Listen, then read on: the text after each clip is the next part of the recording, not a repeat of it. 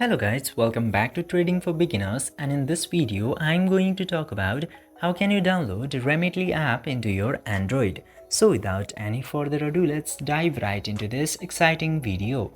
Now, in order to download Remitly app for your Android, you just simply have to open your Play Store, and after that simply search for Remitly into your Play Store. Now, after searching Remitly, this Remitly money transfer and send option will appear. Tap to this application and tap to install in order to install this application into your device. And after short time to process, this application will successfully be installed depending on your internet connection. This way you can easily install Remitly into your device too. I hope this video was informative for you. If yes, don't forget to like, share and subscribe to the channel to never miss another update. Thank you for watching this video.